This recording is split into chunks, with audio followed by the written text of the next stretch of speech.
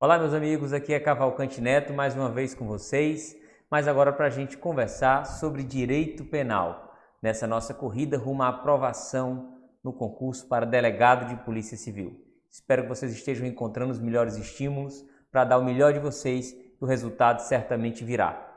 A gente está começando agora o primeiro bloco da aula sobre a punibilidade e as causas de sua extinção. A gente vai falar sobre elas hoje. Mas o que é a punibilidade? O que é que a gente compreende como sendo a punibilidade? A gente pode inclusive ir etimologicamente, a gente pode analisar a própria palavra que ela já dá para nós a resposta a essa pergunta. Punibilidade, gente, é a possibilidade de punição. É a possibilidade de punição. Não é, portanto, a punibilidade não é elemento constitutivo do delito, a punibilidade não é requisito ou pressuposto do crime, mas justamente o contrário. A punibilidade, gente, é a consequência do delito. A punibilidade, como a gente está vendo aí agora, é a consequência do delito, certo? Na hora em que acontece um fato criminoso, nasce para o Estado a possibilidade de aplicar ao autor desse fato criminoso uma sanção que esteja prevista no ordenamento. Esta, portanto, é a noção mais básica, mais fundamental do que seja punibilidade. Perfeito? Punibilidade, portanto, é a consequência do delito. Ela tem nascedouro, essa possibilidade de punição, ela nasce com a ocorrência do fato criminoso. Tudo bem? E um dia essa punibilidade será extinta. Um dia ela irá desaparecer. E a gente precisa entender quais são os fenômenos da vida, quais são os fatos juridicamente relevantes que têm impacto tão importante nessa possibilidade de punição a ponto de levá-la à nulidade, quer dizer, a ponto de levá-la a zero, a ponto de extinguir a possibilidade de alguém ser punido mesmo diante da ocorrência de um fato criminoso.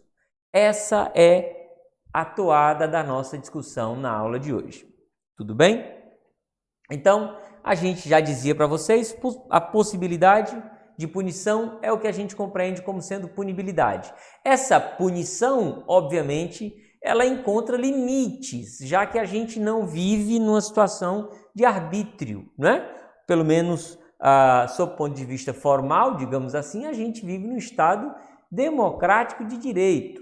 Portanto, é um Estado que se submete às regras da legislação que ele mesmo concebe e com participação, evidentemente, do povo através de representantes ou diretamente em algumas situações. Então, essa punição,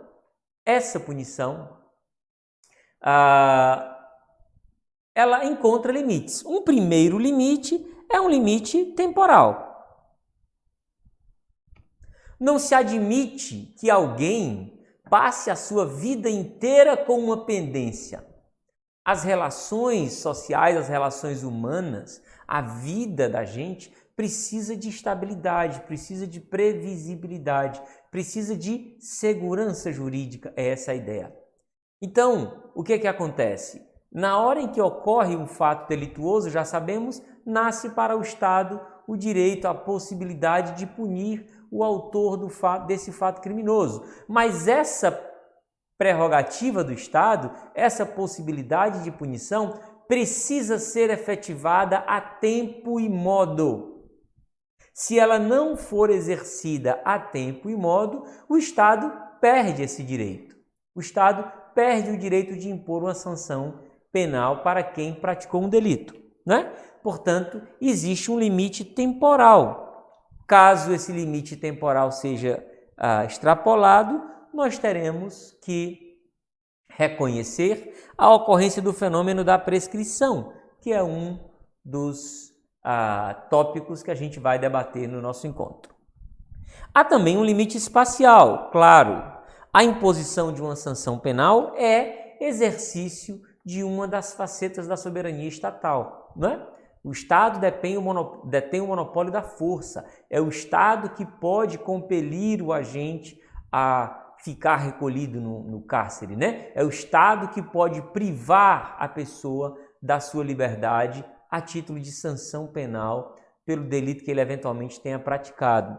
Mas o Estado não pode exercer esse poder punitivo fora dos seus limites.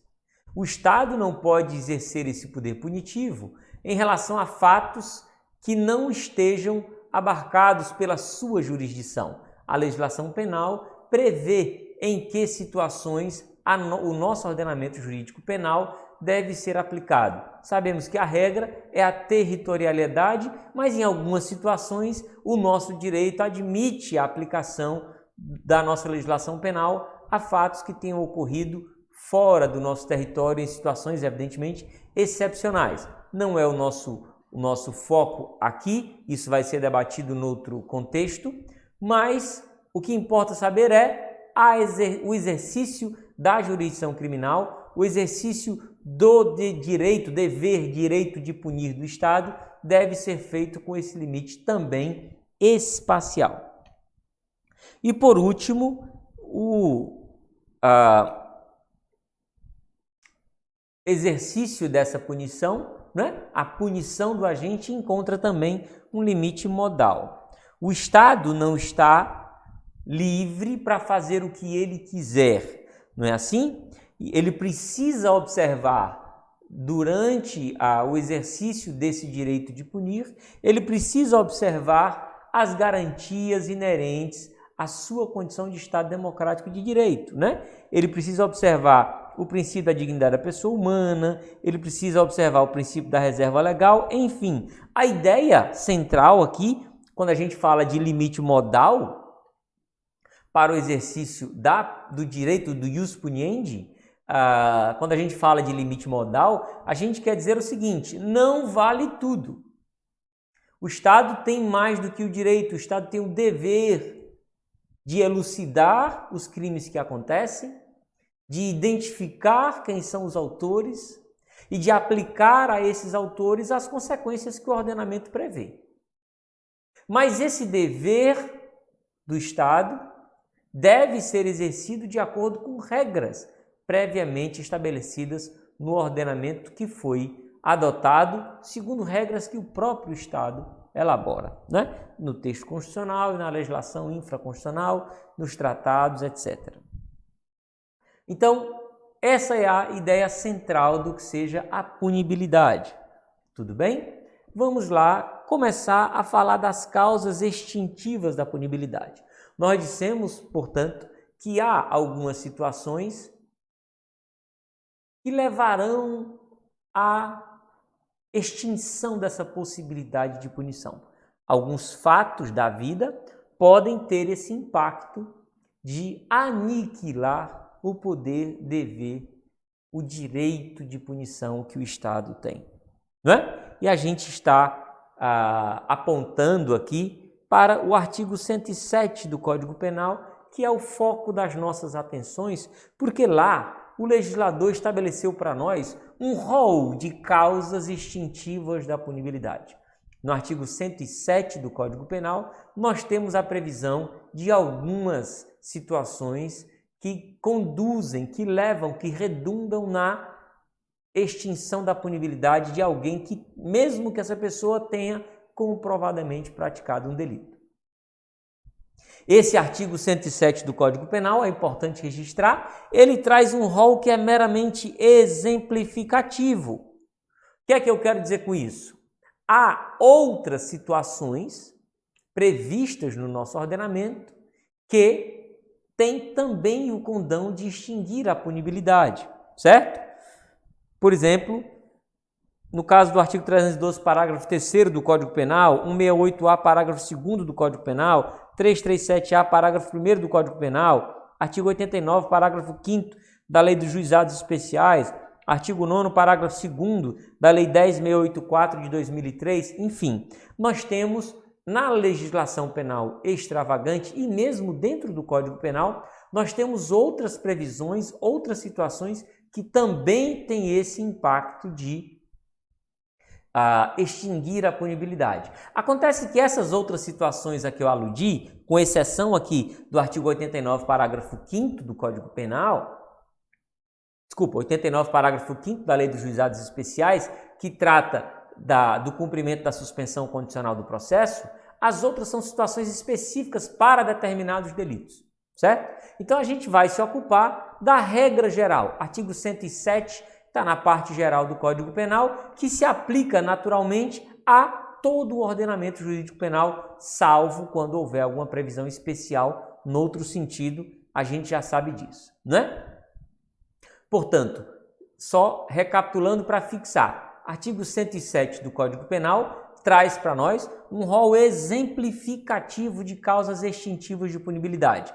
Podem se reconhecer na legislação, podem se identificar outras hipóteses de extinção da punibilidade e a gente indica aqui no nosso material para vocês, que estão aí destacados na parte de baixo da tela de vocês agora. Agora a gente vai ver cada uma dessas causas de extinção da punibilidade que estão previstas na parte geral do Código Penal, no artigo 107 do Código Penal. Vamos tratar de cada uma delas. A primeira causa extintiva da punibilidade, gente, é a coisa mais óbvia que a gente possa imaginar. É tão óbvio que a gente pode, inclusive, pensar se faz sentido o legislador prever um negócio desse. Para que o legislador vai prever que a morte do agente extingue a possibilidade de ele ser punido? Parece até uma coisa desnecessária. Mas não é bem assim. O legislador preferiu, na verdade, colocar o preto no branco para que a gente não caia, inclusive, na tentação de alguém vier a cogitar a possibilidade de essa possibilidade de punição se estender a um terceiro, a uma outra pessoa que não tem nada a ver com a prática do delito. A gente sabe que tem, na nossa Constituição, a garantia da pessoalidade das penas. Está aí para nós agora na tela mais uma vez. As penas, gente, no direito penal, no nosso direito, no direito brasileiro, as penas são pessoais. O que é que ela diz? Olha só, o que é que diz o inciso 45 do artigo 5º da nossa Constituição Federal? Nenhuma pena passará da pessoa do condenado. Nenhuma pena passará da pessoa do condenado. Ou seja, aqui nós estamos reafirmando a nossa ideia de que a responsabilidade penal é necessariamente subjetiva. Em nenhuma situação, uma pessoa poderá ser chamada a responder por ato de outra. Tudo bem?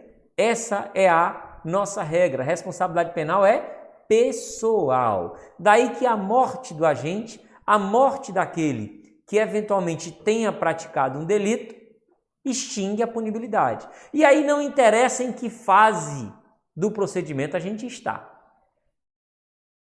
Não interessa se nós estamos em fase de inquérito policial, não interessa se a gente está na fase da ação de conhecimento, se o sujeito está sendo ainda acusado, o processo está em andamento, ou se nós já estamos em fase de execução de pena. Não interessa. A morte do sujeito extingue a punibilidade, extingue a possibilidade de ele ser punido. Tudo certo? Nenhuma complicação a esse respeito. Tudo bem? Nenhuma pena, insisto, nenhuma pena passará da pessoa do condenado. Esta é a expressão de que a gente precisa para compreender. Morreu, com ele morre a possibilidade de punição, qualquer que tenha sido o delito que ele tenha praticado. A gente está falando aqui da responsabilidade, evidentemente, penal, não é? Nada impede, gente, que as consequências civis do fato tido por criminoso sejam cobradas, sejam executadas contra os sucessores do autor do delito. A própria Constituição, no artigo 5º, inciso 45, quando ela prevê o princípio da pessoalidade das penas, ela diz lá de forma expressa, de forma textual, que a obrigação de reparar o dano e a decretação do perdimento de bens pode ser exigida dos sucessores. Olha só como é que está aqui. Artigo 5º, inciso 45, ainda está aí na tela de vocês. E a gente vai ler agora. Aqui, ó. Nenhuma pena passará da pessoa do condenado, podendo, olha só, podendo a obrigação de reparar o dano e a decretação do perdimento de bens ser, nos termos da lei, estendidas aos sucessores e contra eles executadas até o limite do valor do patrimônio transferido. Então, se o sujeito cometeu um delito, foi condenado por esse delito, a gente já sabe, um dos efeitos da condenação, está lá no artigo 91 do Código Penal, é tornar certa a obrigação de indenizar. Perfeito. E aí, só que o sujeito morre. Os filhos desse sujeito, podem ser chamados a responder civilmente, a reparar o dano causado pelo crime? De acordo com a nossa Constituição Federal, podem ser chamados desde que o de cujos, o autor do fato ilícito, tenha deixado patrimônio. Até o limite do valor que ele deixou, os sucessores podem ser chamados a responder civilmente. Penalmente, esqueça, a morte apaga qualquer possibilidade de responsabilização penal, já que a gente não admite a responsabilidade penal objetiva, já que a gente não admite que alguém seja chamado a responder criminalmente pela conduta de um terceiro. Tá certo? A gente destaca aqui na parte de baixo da tela, está aí na tela de vocês agora, que a morte atinge todas as espécies de pena, mas os efeitos civis, todas as espécies de pena, né? Inclusive a multa, etc., porque a multa não é a obrigação de reparar o dano, a gente está falando de outra coisa, né? Todas as espécies de pena são declaradas extintas, mas os efeitos civis da condenação permanecem e podem ser executados contra os sucessores até o limite do valor deixado pelo autor do fato criminoso. Óbvio que a morte é uma causa de extinção da punibilidade personalíssima. O que é que eu quero dizer com isso? João e José são acusados da prática de um crime. Há um processo criminal em andamento contra os dois. João, no curso do processo, morre. O que é que acontece com João? Ele tem sua punibilidade extinta e o juiz vai declarar isso por sentença. Essa situação, a morte do João, também aproveita ao José no que tange à extinção da punibilidade? Claro que não. A morte é uma causa de extinção da punibilidade, mas personalíssima. Evidentemente não se estende aos coautores do fato delituoso. Aquelas pessoas que com o morto tenham concorrido para a prática do delito não se beneficiarão da morte dele. Tudo bem? Perfeito. Aí, vamos lá.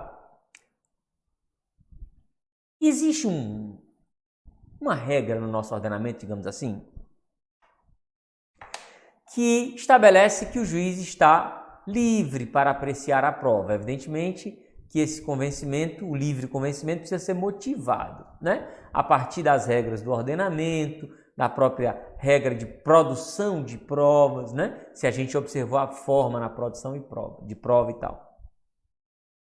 Não se tem no nosso ordenamento como uma técnica muito frequente aquela que a gente chama de prova tarifada, aquela prova que é a verdadeira bala de prata, aquela prova que resolve toda a parada, aquela prova que sozinha dá conta de resolver o mérito da situação, o que a gente chama de prova tarifada. Porém, no que tange ao óbito,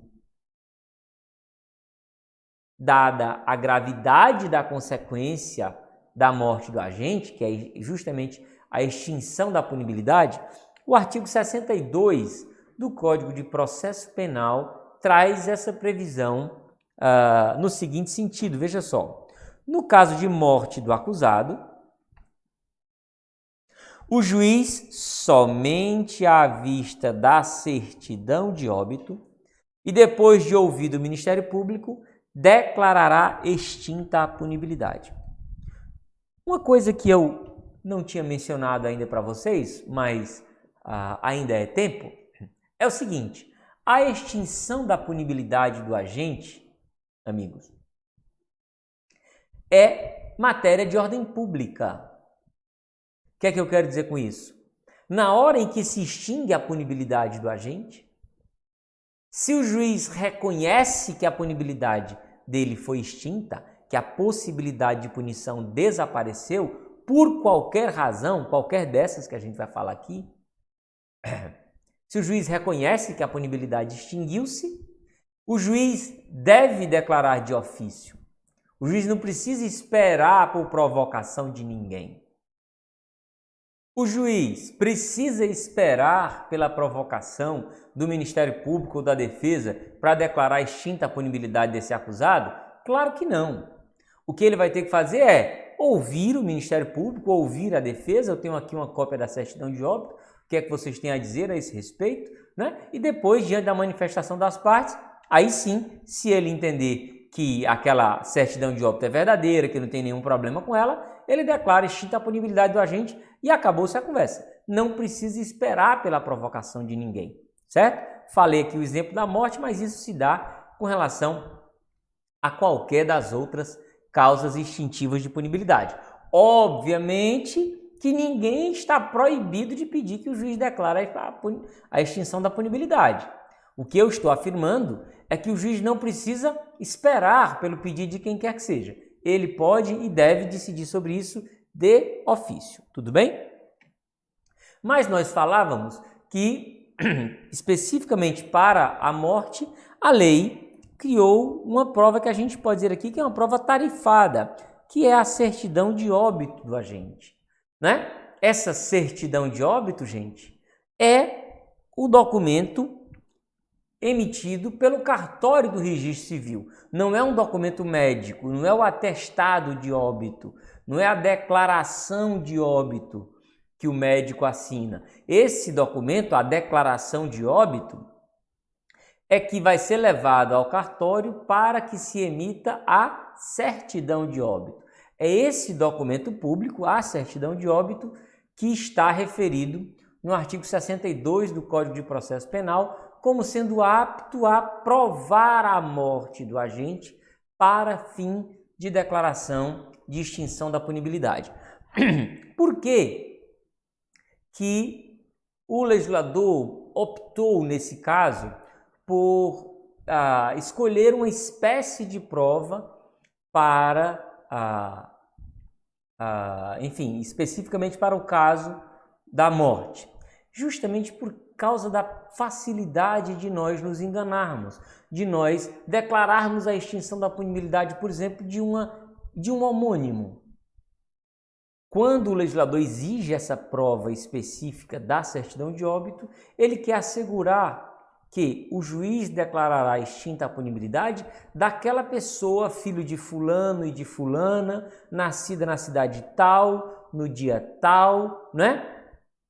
Então a gente quer ter certeza de que a pessoa que faleceu é mesmo aquela pessoa que estava sendo acusada da prática de um delito. Então a exigência de uma prova formal com relação à morte, a exigência dessa espécie de prova tem a finalidade de assegurar uma maior fidedignidade da decisão. Tudo bem?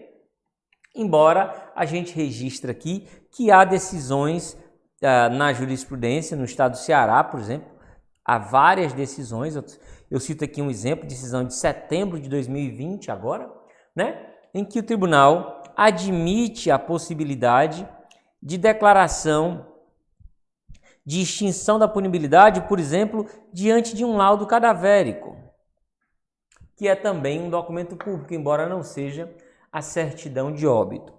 A prova, digamos assim, de ouro, aquela prova que o legislador entende como sendo a melhor para a extinção da punibilidade pela morte é a certidão de óbito. Às vezes, porque a família não cuidou de expedir esse documento por razões assim, a produção dessa prova é um pouco mais dificultada. Porém, insisto, há jurisprudência nesse sentido, né? De admitir a extinção da punibilidade pela morte diante de outros documentos públicos. Aqui eu cito exemplificativamente o laudo cadavérico emitido pela perícia forense, né? Jurisprudência aqui nesse caso do estado do Ceará, recente, de setembro de 2020. Perfeito? Vamos então prosseguir nessa discussão. E o que é que acontece? Imagine só. Se um juiz de uma vara civil declara a morte presumida do suspeito. Essa morte presumida,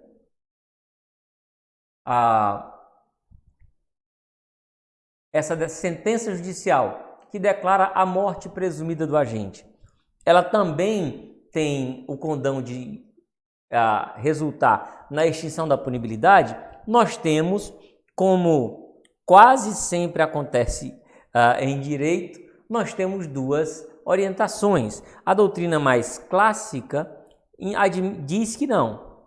Nós não temos aí a formalidade da certidão de óbito. Nós estamos diante de uma presunção de morte, portanto não poderíamos declarar extinta a punibilidade ainda.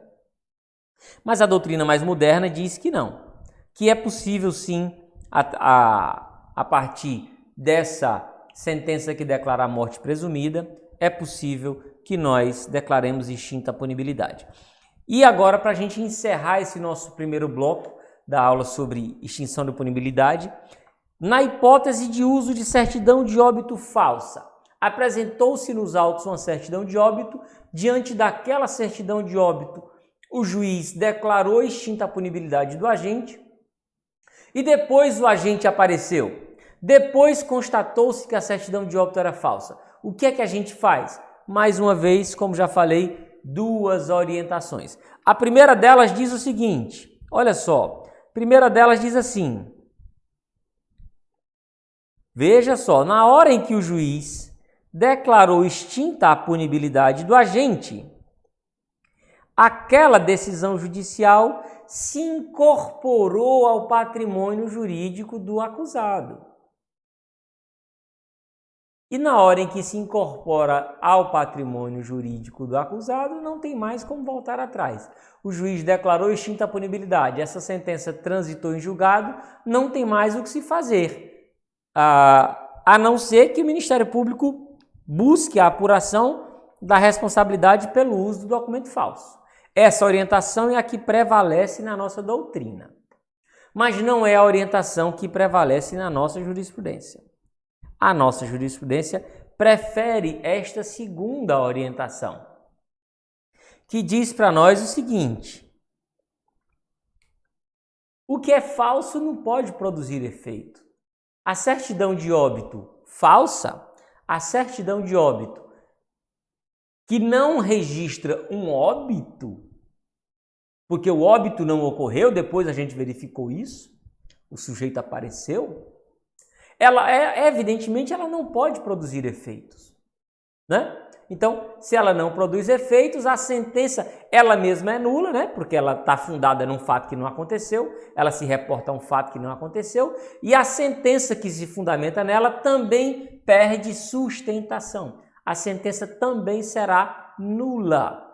Portanto, de acordo com a nossa jurisprudência majoritária, nós temos que a morte deve ser provada por certidão de óbito, ok? E se essa certidão de óbito depois se revelar falsa, nós teremos que a sentença que declarou extinta a punibilidade com fundamento nela também será nula, certo? E o agente será responsabilizado pelo delito anterior e pode vir a ser responsabilizado também pelo uso do documento falso sem nenhum problema, tá certo?